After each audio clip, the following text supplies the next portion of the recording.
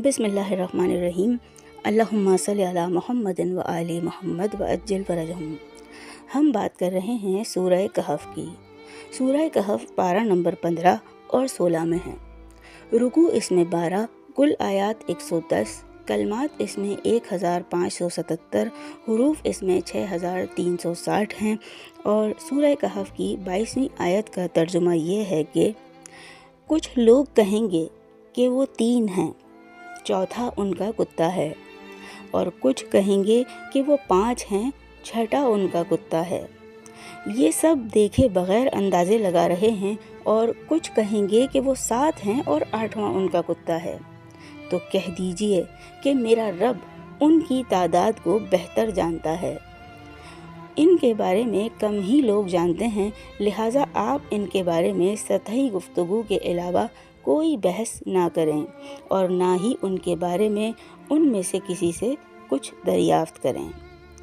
नज़ूल क़ुरआन के वक्त ईसाइयों में असहाबे कहफ के बारे में मुख्तलिफ़ बातें फैली हुई थीं।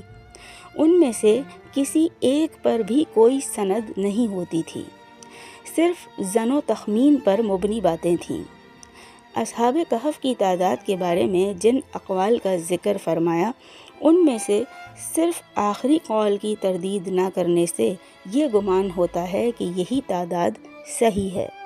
तादाद इतनी अहम बात नहीं है, इसीलिए हुज़ूर सल्लल्लाहु अलैहि वसल्लम को हुक्म हुआ कि ना तो तादाद पर बहस करें, ना इसके बारे में किसी से सवाल करें।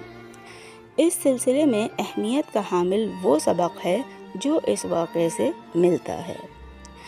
जी सामीन मोहतरम, बाकी इख्तिलाफ़ात की तरह असहाब कहफ की तादाद के बारे में भी इख्तिलाफ़ है कि कितनी थी।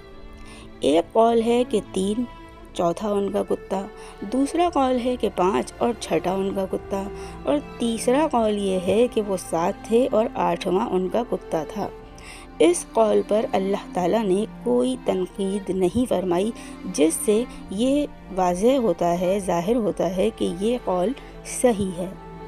उनकी तादाद और दीगर हक़ाइक़ का इल्म कलील लोगों के सिवा और कोई नहीं जानता, और ज़ाहिर है कि वो वारिसाने क़ुरआन ही हो सकते हैं।